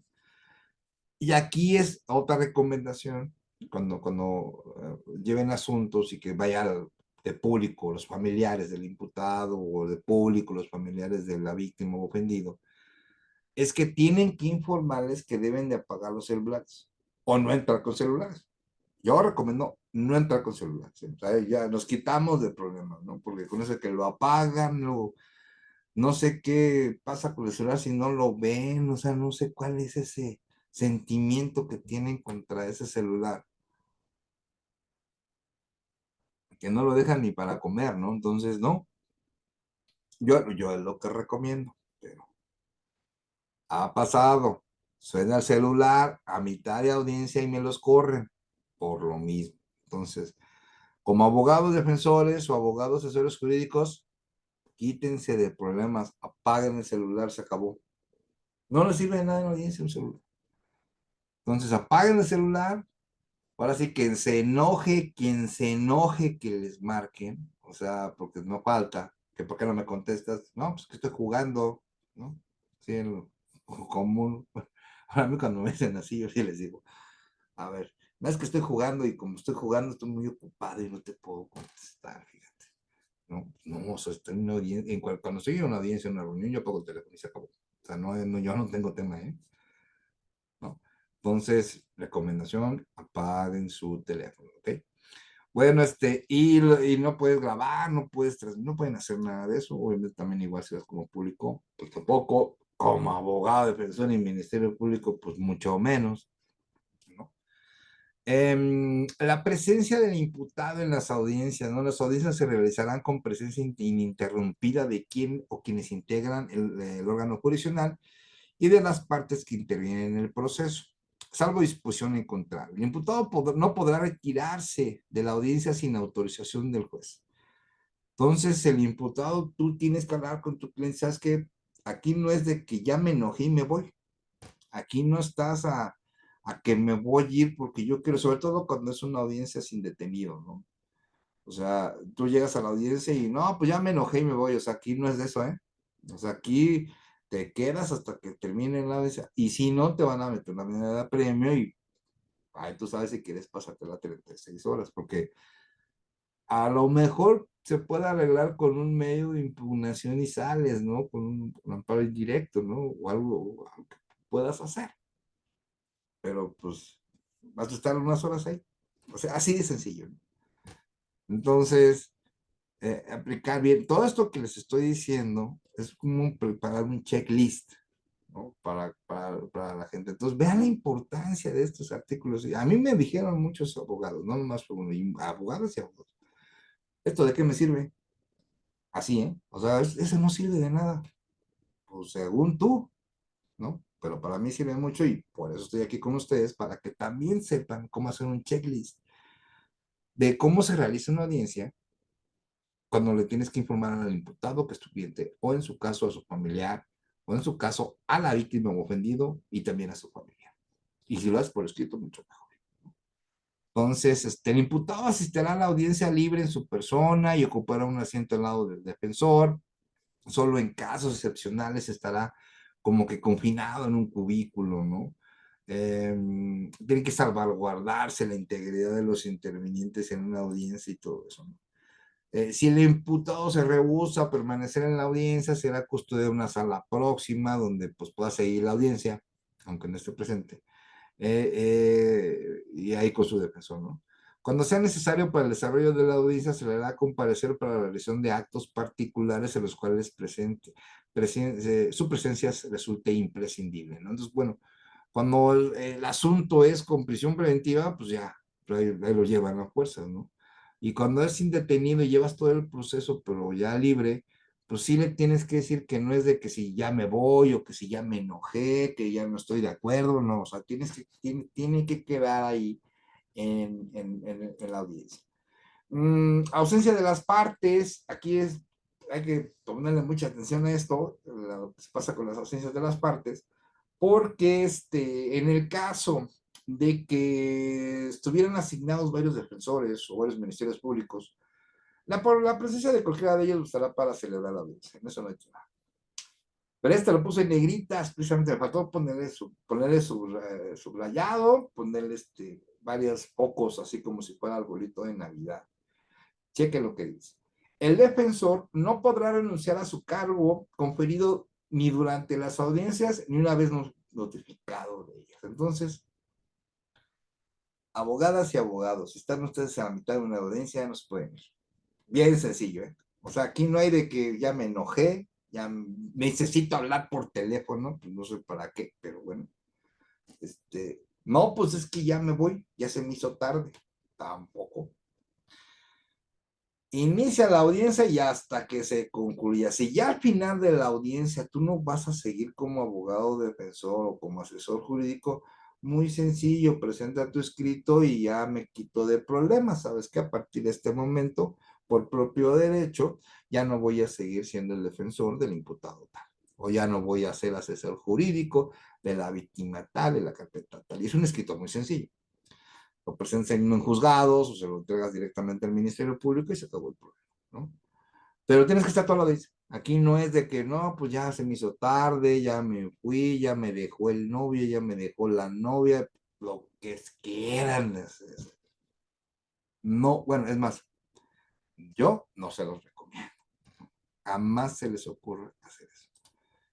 Ahora, si el defensor no comparece a la audiencia o se ausenta de la misma sin causa justificada, se considera abandonada la defensa y se procederá a su reemplazo con la mayor prontitud por el defensor público que le sea asignado, salvo que el imputado designe de inmediato otro defensor. Aquí muy importante nosotros como abogados defensores, y eso sí es una recomendación que les digo, o sea, cada quien trabaja como diferente, ¿no? Pero yo les digo lo que yo les puedo recomendar. Les llega un asunto, sea ministerial, y desde sede ministerial tú ya te estás proponiendo como abogado defensor. ¿Ok? Recomendación, lleguen 3 horas antes y que en 3 horas antes de que inicien la audiencia les paguen sus honorarios. Bien sencillo, ¿no? Si a 3 horas o 2 horas antes, pongamos, no les han pagado sus honorarios, revoquen. Vas a ir al juzgado, entras un escrito, ¿sabes qué? O de palabra. Yo estoy ahorita anunciado como abogado defensor, soy el licenciado Jorge Gómez. Por favor, revoco ese motivo por el cual no me pagaron mis honorarios. Punto, sin problema, ¿eh? Ya llegas ahí con el cliente, no, pues ya me voy porque me acabo de revocar. No, que sí le vamos a pagar, no. Yo no voy a entrar a tu. No, que espéreme, que mañana le pago. No, espéreme, mire. está por llegar el dinero, ¿no? Pues ahí, que siga esperando a que tiene su carpeta de investigación, designe otro abogado. Bien sencillo, ¿eh? Porque ¿qué pasa si ustedes no se revocan iniciando la audiencia? Para el órgano jurisdiccional, ustedes en ese momento son los abogados defensores y ya no te vas a presentar. Entonces, ¿qué pasa? Pues puedes caer en un asunto de alguna medida de apremio, ¿no? ¿No? Entonces, hay que tener mucho cuidado con esa parte. Si el Ministerio Público no comparece a la audiencia o se ausenta de la misma, se procederá a su reemplazo dentro de la misma audiencia. Para tal efecto se notificará por cualquier medio a su superior jerárquico para que mande un sustituto. El Ministerio Público sustituto o el nuevo defensor podrá solicitar al órgano judicial que aplace el inicio de la audiencia o suspenda la misma por un plazo que no podrá exceder 10 días, ¿no? Para la adecuada preparación de su intervención en el juicio. El órgano jurisdiccional resolverá considerando la complejidad del caso, las circunstancias de la ausencia de la defensa o del Ministerio Público y las posibilidades del aplazamiento. Cabe señalar, por ejemplo, que dentro de una audiencia de control de detención jamás te van a dar 10 días, porque tiene un término el juez. En la audiencia de vinculación a proceso jamás te van a dar 10 días. Entonces, aquí, por ejemplo, lo que puede suceder, y eso sí es muy recomendable como abogado defensor, es que te cae el asunto a ti y está en etapa intermedia, ¿no? Y bueno, pues en etapa intermedia y dices, tú puedes decirle, ¿sabe qué? Yo acabo de recibir la carpeta de investigación, me estoy proponiendo como abogado defensor el día de hoy, y bueno, solicito un plazo de 10 días para adecuar la preparación de la defensa. Entonces, sí te lo pueden asignar esos 10 días que serían para que te dedicaras a eso. Y bueno, también puede ser en juicio, ¿no? Que el juicio sea mañana, ¿no? Por ejemplo, no es mañana el juicio. Pues revocan al abogado anterior, al abogado defensor, y te imponen a ti como nuevo abogado defensor. En ese momento tú puedes pedir 10 días para la adecuada preparación, aunque sea en juicio oral, ¿no? Obviamente que aquí tendría que verse los términos, porque hay otros términos, por ejemplo, que una persona no puede durar tanto tiempo el juicio, porque ese sería un problema si no se han metido medios de impugnación. ¿En serio son tan mala paga algunos clientes? Sí, no, pues ahora sí que no que sean mala paga, más bien que no te pagan, que es otra cosa. Una cosa es que mal te paguen y otra cosa que no te paguen, y lo peor es que no te paguen. Es una realidad, ¿eh? En el caso de gracias, Alicia Guadalupe. En el caso de que el defensor, asesor jurídico o el Ministerio Público se ausenten de la audiencia sin causa justificada, se les pondrá una multa de 10 a 50 días de salario mínimo, ¿no? Vigente, sin perjuicio de las sanciones administrativas o penales que correspondan. Entonces, esa es la sanción que yo les comento. Si no, este, si no, te sales antes o justificas el por qué no te presentaste, te puedes meter una medida de apremio, ¿no? Y lo agarras de malas y te dice el juez, no, pues van a ser 50 días de salario mínimo. 50 días, hagan cuentas, está como a 300 el salario mínimo, a 200, ¿no? Si hagan cuentas nada más de cuánto sería la multita, bueno, la media pena. Entonces es muy importante ver el momento clave en el cual o le entramos o no le entramos. Yo en lo personal, toda mi vida cuando estuve colchando, ahorita ya que estoy litigando al 100%, yo nunca he entrado a una audiencia penal sin que vayan por ahí. Solo si lo hice pro bono. Si es pro bono, pues ahí no cobro, no hay tema. Pero si no hay ningún pro bono, yo no entro a una audiencia si no me pagan. Bien sencillo. Así pase lo que pase, que te pago mañana, que ahí viene el dinero, que terminando la audiencia te pago. Hazle como quieras, ni modo, pues comeré frijoles una semana más, no tengo tema tampoco, a mí me gustan los frijoles y a mi hija también, y no tengo tema, ¿eh? Pero yo no regalo mi trabajo. Y en penal, menos, ¿no? Mucho menos. Entonces, bueno, ese es el consejo que les doy. pero digo, ahora sí que algunos trabajan de una manera, otros de otra. Em, y seguimos ahora con que si la víctima o ofendido no concurren o se retiran de la audiencia, la misma continuará. O sea, la víctima ofendida, pues esté o no esté, el procedimiento continúa. Sin su presencia, sin perjuicio de que pueda ser citado a comparecer en calidad de testigo, o sea, puede ser llamado, ¿no? En caso de que la víctima ofendido constituido como coadyuvante sea ausente o se retire de la audiencia intermedia o de juicio, se le tendrá por desistido de sus pretensiones. Entonces, acuérdense esa figura del coadyuvante en la etapa intermedia. Bueno, ¿qué pasa cuando es la víctima o ofendido? Pues se ausentan. O sea, ya no se presentaron, pero se pronunciaron como coadyuvante y además solicitaron unas pretensiones. Pues bueno, al no presentarse, adiós a esas pretensiones. Esos son los pequeños puntos importantes que debemos de conocer. Bueno, ¿qué te puede pasar, no? ¿No? Ahora, si el asesor jurídico de la víctima abandona su asesoría o esta es deficiente, el órgano jurisdiccional le informará a la víctima o ofendido su derecho a nombrar a otro asesor jurídico.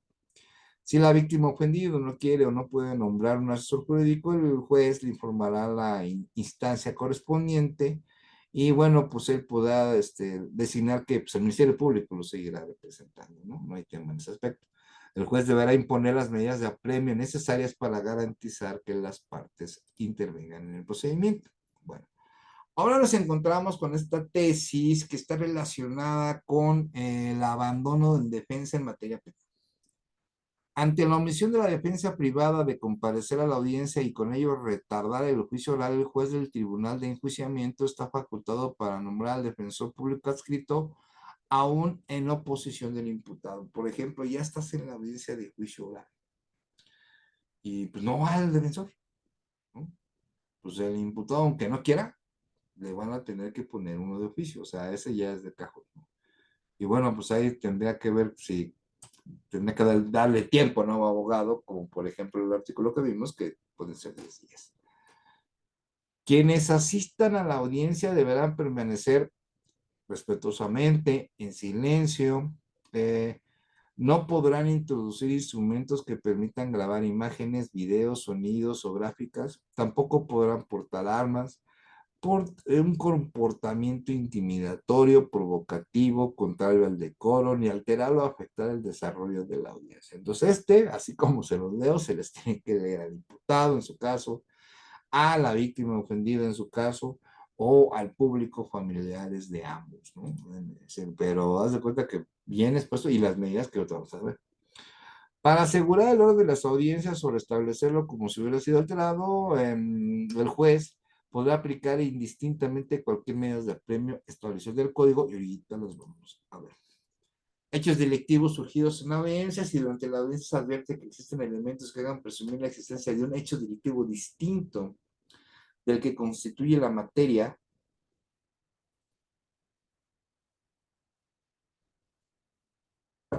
La materia del procedimiento, el juez lo hará de conocimiento al Ministerio Público competente y remitirá el registro correspondiente. Un ejemplo, ya estás, por ejemplo, en etapa intermedia, ¿no? Y bueno, pues a lo mejor un,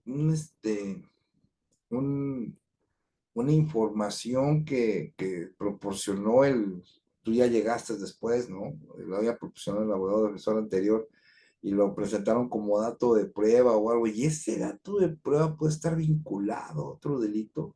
Pues bueno, pues ese registro se va a registrar al Ministerio Público.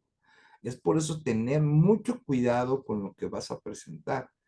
No es presentar por presentar, no porque ya que con eso te vas a salvar de algo o con eso vas a lograr una sentencia absolutoria, no, o sea, tienes que analizar porque ha habido casos que si no se quedan por lo que traen ahorita, se quedan por el otro que se genere, ¿eh? Bien sencillo. Entonces, aguas con lo que ingresa. Todas las audiencias previstas en este código serán registradas por cualquier medio tecnológico, que sería como los audio de grabación. La grabación o reproducción de imágenes o sonidos se considerará como parte de las actuaciones y registros y se conservarán en el resguardo del Poder Judicial.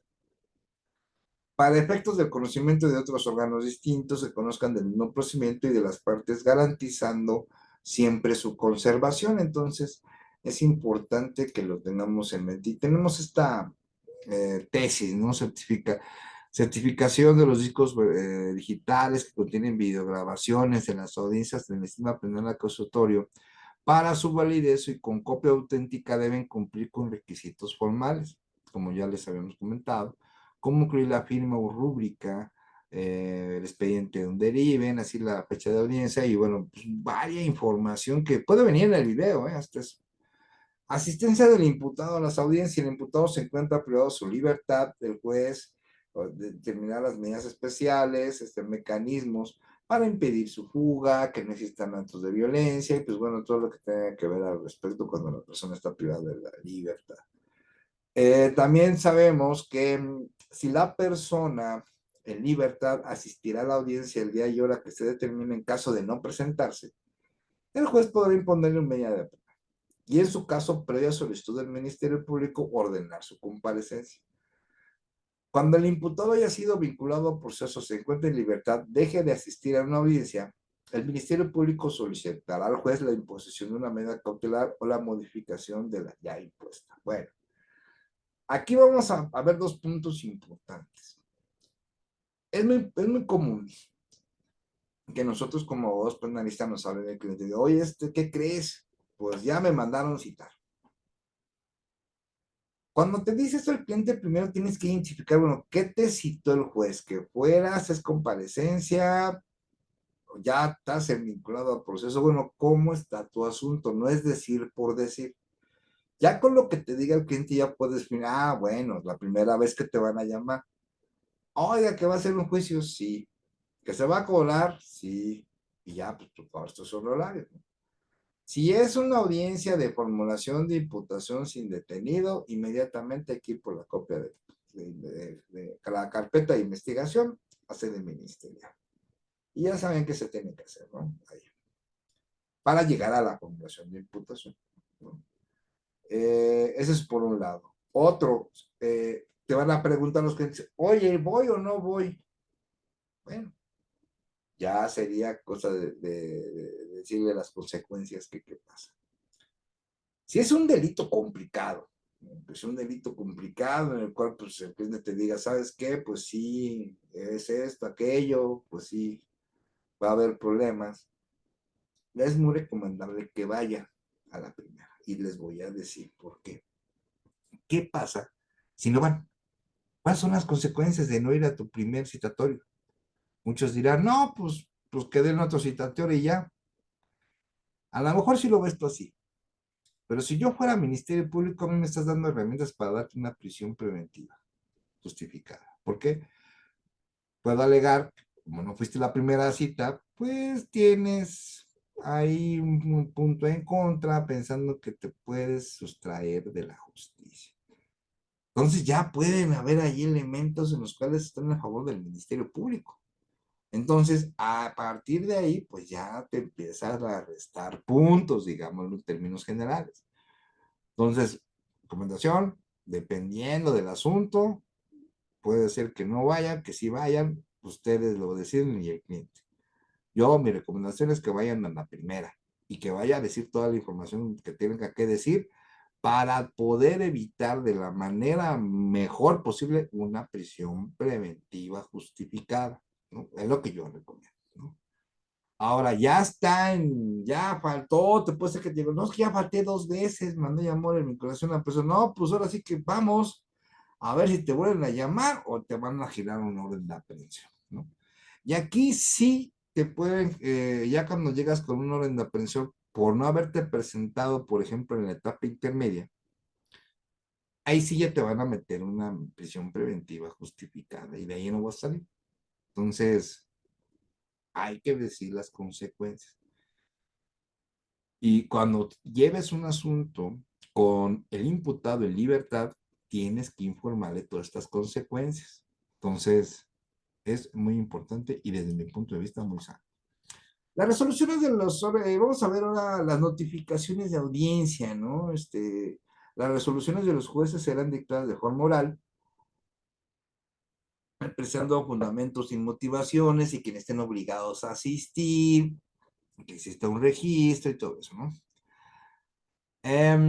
Excepciones del principio de publicidad. Bueno, ¿qué excepciones nos encontramos? El debate será público, obviamente, hay gente que pudiera verlo, pero el juez podrá resolver excepcionalmente, aún de oficio, que se desarrolle total o parcialmente a puerta cerrada. Bueno, ¿cuándo se va a realizar una audiencia a puerta cerrada? Puede afectar a la integridad de alguna de las partes, sobre todo esto cuando son delitos de personalidad, delitos sexuales, delitos que muy graves, que sí se puede haber una afectación, claro que sí.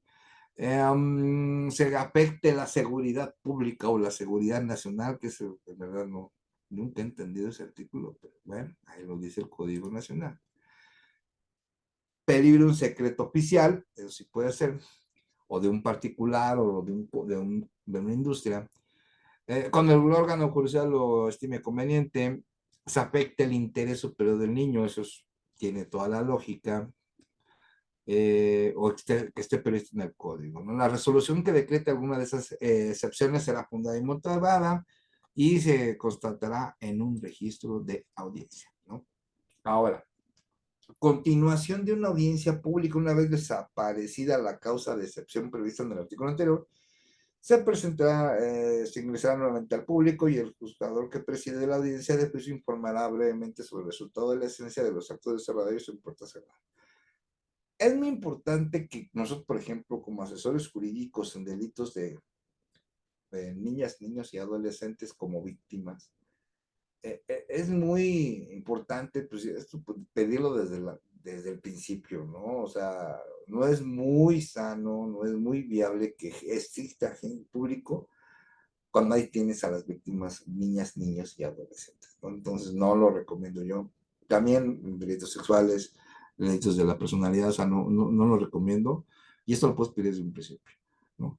Ahora, como abogado defensor, pues yo pensaría que no tendría mucha lógica que tuvieras público, ¿no? Bajo esos delitos, pensando en que puede haber una afectación a la víctima y bueno, que cómo está en ese momento el problema psicológico, ¿no? Entonces, no lo recomiendo para nada. Intervención en la audiencia, ¿no? En las audiencias el imputado podrá defenderse por sí mismo. Fíjense qué interesante aquí como lo menciona el código.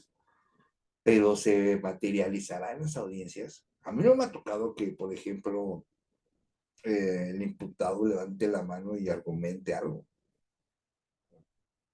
Bueno, imagínate qué interesante, ¿no? O sea, de cuenta, tienes tu guión, tú como abogado defensor en una audiencia de control de detención, y casi te pones al lado del imputado y dices, pues a ver, mira, la hoja uno yo la digo y tú dices la hoja 2. Ah, ok. Y como es abogado, pues sabe, ¿no? Alguien lo habrá visto, yo en lo personal, ¿no? Pero bueno, el código aquí dice muy claro, el imputado podrá defenderse por sí mismo. Punto. Y deberá estar asistido por un licenciado en Derecho, abogado titulado que haya elegido, que se le haya designado por el profesor. El Ministerio Público, el imputado, su defensor, así como la víctima o ofendido y su asesor jurídico, podrán intervenir y replicar cuantas veces y en el orden que lo autorice el juez. Entonces, pues la víctima también puede replicar, el imputado puede replicar, la víctima puede replicar. Imagínense que la víctima también, a ver, Ministerio Público, ese es tu guión y este es el mío. Y todo el mundo lo imagina, qué interesante, ¿no? De verdad, yo al analizar este código sí me sorprendí y dije, bueno, está muy interesante el asunto. Ahora, el imputado o su defensor podrán hacer uso de la palabra en último lugar, ¿no? Ese ya, sabemos siempre que va a hablar primero va a ser el MP y el que termina es el imputado. Y bueno, pues obviamente que al final el juez preguntará al defensor si quiere hacer el uso de la palabra, cuando en casos deportivos si requiere algo más. La autoridad judicial, ahora vamos a hablar, bueno, de las resoluciones judiciales, qué pasa ahí, qué tipos hay, cómo se deben de denominar, ¿no? Y ya les da un punto bien interesante, ¿no? Hay gente que dice, no es que la sentencia de la vinculación al proceso, bueno, pues déjenme les informo que la vinculación al proceso no es una sentencia, conforme a lo establecido en el Código Nacional de Procedimientos Penales. Y ahorita lo vamos a ver. La autoridad judicial pronunciará en sus resoluciones en forma de sentencias y autos. ¿Ok? Bueno. Dictará sentencia para decidir en definitiva y poner término al procedimiento. Y autos en todos los demás casos. Las resoluciones judiciales deberán mencionar a la autoridad que resuelve, el lugar y fecha y en que dictaron y demás requisitos que este código prevé por cada caso. Bueno, ¿cuándo hablamos de una sentencia? Cuando pone término al procedimiento. Por ejemplo, ¿qué pasa cuando se cumple ya con todos los elementos de la suspensión condicional del proceso? Al final, ¿qué pasa? Se mete una sentencia, a esas sí son sentencias. Acuerdo reparatorio, ¿se cumple con todo el acuerdo reparatorio? ¿Se da por terminado el proceso? Sí, se da sentencia en los medios alternativos, ¿no? Por ejemplo. O que se busca el sobreseimiento y en el sobreseimiento pues, todavía no hay sentencia, da por terminado el procedimiento. Pero ¿qué pasa, por ejemplo, con la vinculación a proceso? Como les decía, es un auto de vinculación a proceso. Auto de no vinculación a proceso. ¿Se me entienden? Es importante esa parte que lo tengan bien en mente para saber, bueno, cuándo son autos y cuándo son sentencias, ¿no? Auto de apertura a juicio oral, ¿no? Por ejemplo. Entonces, esos son dos tipos de autos, porque es un pronunciamiento por parte del juez, pero no da término al procedimiento, no es cuando se termina el procedimiento, ¿no? Entonces, ya vieron cómo vamos aprendiendo cada vez más cosas del código y que nos va a ayudar muchísimo, o sea, porque lo vamos a tener en la mente y nos vamos a volver más profesionales de lo que ya somos. Aquí tenemos un gran grupo de juristas que se están desvelando conmigo ahorita en este bonito viernes caluroso, caluroso, está haciendo calor, y que venimos a aprender, ¿no? Somos bien poquitos, pero somos muy sustanciosos y en verdad muchas felicidades y muchísimas gracias. Resoluciones judiciales. Los autos y resoluciones de los órganos de los jueces serán emitidos oralmente y surtirán sus efectos a más tardar al día siguiente. Deberá constar por escrito, después de su emisión oral, los siguientes, ¿no? Tenemos lo que son las providencias precautorias, tenemos las órdenes de aprehensión y de comparecencia, tenemos el auto de control de detención, ¿no? Así sería, tendría que llamar, auto de vinculación al proceso, el auto de medidas cautelares, auto de apertura a juicio oral, ¿no? Las que versan sobre sentencias definitivas en los procesos especiales y los de juicio, los de sobreseimiento, las que autoriza técnicas de investigación con control judicial previo. Entonces es importante tener todos en mente, bueno, cuándo es sentencia y cuándo es auto. En ningún caso la resolución escrita deberá acceder al alcance de la emitida oralmente. Tienen que ser reflejo el escrito con lo que lo dicho oralmente. Sustituirá sus efectos inmediatamente, deberá dictarse de forma inmediata en sumisión en forma oral, sin exceder de 24 horas, salvo disposición que establezca otro plazo. Tenemos que las resoluciones de los tribunales colegiados se tomarán por mayoría de votos. En el caso de que un juez o magistrado no esté de acuerdo con la decisión adoptada por la mayoría, deberá de emitir su voto particular y podrá hacerlo en la propia audiencia, expresando suscitamente su opinión, y deberá formular dentro de los 3 días siguientes la versión escrita de su voto para ser integrado en el fallo mayoritario. Acuérdense que cuando tenemos una audiencia de juicio oral, pues son 3 jueces, ¿no? Bueno, ahora, auto de vinculación a proceso conforme al contenido del artículo 67, párrafo segundo del Código Nacional, debe emitirse de forma oral y posteriormente por escrito, y es una tesis de jurisprudencia. Pero aquí lo que me llama mucho la atención de estas tesis luego de jurisprudencia o tesis aisladas, pues nos está diciendo lo que dice el código, ¿no? O sea, aquí, ¿cuál sería lo que nos está dando? A lo mejor la explicación. Entonces, es muy importante que dentro de las tesis de jurisprudencia o las tesis aisladas, veamos el contenido. Hay luego definiciones que la misma Suprema Corte las establece y eso se ve muy padre en nuestros escritos, se ve muy padre en nuestros argumentos y eso les va a ayudar en verdad muchísimo. Entonces, Yo sí lo recomiendo de manera muy importante esa parte, ¿no? En verdad que sí. Congruencia y contenido de los autos y sentencias, pues deben tener congruentes, petición o causa formulada, puntos a resolver, motivados y fundados, claros, concisos y evitará formalismos innecesarios, esclarecimiento de los hechos. Una sentencia que no contenga lo que acabo de decir, o un auto, no cumple con el debido proceso. Y obviamente, pues va a tener que reponerse el proceso. Entonces, es muy importante que vean que este artículo 68 para mí es muy importante porque los autos y sentencias deberán ser congruentes con la petición o acusación formulada y contendrán de la misma, de manera concisa, los antecedentes, los puntos a resolver, en que está debidamente motivada y fundada, que deben ser claros y concisos, evitar formulismos innecesarios, privilegiando el esclarecimiento de los hechos. Entonces, todo esto lo debe rendir una sentencia y un auto. El que no cumpla, ya estaríamos hablando de una violación al debido proceso. Ahora, en cualquier momento, el órgano jurisdiccional de oficio o a petición podrá aclarar los términos oscuros, ambiguos, contradictorios en que estén emitidas las resoluciones judiciales, siempre que tales aclaraciones no implique una modificación o alteración del sentido de la resolución. O sea, puede encontrar algo que digan, es que es oscuro, ambiguo, contradictorio, ¿no? Pero aquí dice en cualquier momento, ¿eh? Eso es una aclaración. Y esa aclaración aquí dice a petición de parte, pero no dice quién.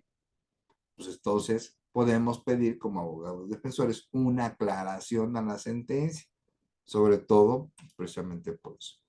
En la misma audiencia, después de dictada la resolución y hasta dentro de los 3 días posteriores a la notificación, las partes podrían solicitar su aclaración, la cual si procede deberá efectuarse dentro de las 24 horas siguientes. La solicitud suspenderá el término para interponer los recursos que procedan, ¿no? Entonces puede ser que cuando tú ya estás notificado de la sentencia puedes pedir aclaraciones. Puedes hacerlos en la audiencia, terminando. Yo no lo recomiendo porque no traes el análisis completo. Ya cuando tengas el video, ya cuando tengas la información, ahora sí, te vas a tu oficina, revisas, pero a conciencia, cuál fue la sentencia que emitieron oralmente y de ahí ya puedes después dar una mejor preguntas en tu aclaración que quieras hacer. Las resoluciones escritas serán firmadas por los jueces, no invalidará la resolución y bueno, pues son formalismos que siempre debemos tener en cuenta ahí. No existe ninguna duda sobre su participación, o sea, como todo queda grabado, pues hay algunas cuestiones administrativas que dicen, bueno, no viene firmada por el juez, pero pues ahí está el video y ahí está el juez, como que ¿para qué quieres la firma, no? Ese es mi punto de vista. Pero hay gente que ama lo administrativo y que no, si no tiene firma, no tiene validez. Pero si ahí está el video. En serio, ¿eh? Y hay gente así, ¿no? Que viví con ellos 20 años, más de 22 años, ya sabrán como que. Bueno, aquí vamos a hablar de lo que son la copia auténtica. La copia auténtica del documento, pues obviamente es una sentencia que pues, está certificada, autorizada, y esto, pues bueno, también puede existir que existe una destrucción del documento, pues pueden sacar otra nueva, y bueno, pues ahí, aquí por ejemplo, cuando por cualquier cosa se destruya, se pierde o sea sustraída el original de las sentencias o de otros actos procesales, la copia auténtica tendrá el valor, pues igual que ellos. Para el fin, el juez ordenará a quien tenga la copia entregarla sin perjuicio del derecho de obtener otra en forma gratuita cuando lo solicite. La reposición del original de las sentencias y otros actos procesales también podrán efectuarse utilizando los archivos informáticos y electrónicos del juzgado. Entonces, muy importante, existe la posibilidad de que, por ejemplo, la víctima o el imputado, si fue sentencia absolutoria sobre todo, se necesite una copia certificada de esa sentencia. Entonces, por ejemplo, no, pues que ya la tuve, me robaron y se perdió. puedes volver a pedir otra, pero tiene que pedírsela al órgano jurisdiccional. Cuando la sentencia conste en medios informativos electrónicos, magnéticos o la, la autenticación de las autorizaciones del fallo del órgano jurisdiccional será a constar a través del medio de forma más adecuado, puede ser electrónico, puede ser o con una firma electrónica, puede ser muchísimas cosas, ¿no? Si no existe copia de las sentencias o de otros actos procesales del juez, ordenará que se repongan, para lo cual recibirá de las partes los datos y medios de prueba que evidencien su preexistencia y su contenido. Cuando esto sea imposible, ordenará la renovación de los mismos, señalando el modo de realizarla. Imagínense que se haya perdido todo. En verdad ya sería como un caos total. No creo que lleguemos a algún día que esto suceda y esperemos que no. Pero bueno, ahora sí que puede suceder. En verdad, estos temas a mí me apasionan muchísimo y que me da gusto. Esta semana estuve haciendo la presentación, no saben el gusto que me dio hacerla, porque es algo que cuando algo te gusta hacer, pasas las horas y ni te cansas, ¿eh? O sea, ni te cansas y bueno, y lo bueno es que pues, todos aprendemos, ¿no? En verdad les quiero agradecer muchísimo su presencia de hoy, como lo bien lo dije, somos poquitos, pero somos muy sustanciosos y en verdad les doy las gracias a todas y todos por acompañarme en esta velada muy padre y estar con ustedes, pues a mí me llena de orgullo y los espero mañana. Si mañana no pasa nada, mañana tenemos la segunda parte de esta conferencia de los actos procedimentales del Código Nacional de Procedimientos Penales, igual, sábado 11 de la noche, aquí en Conferencia Vampiro. Muchísimas gracias, un orgullo estar con ustedes. Permítanme un segundo, por favor.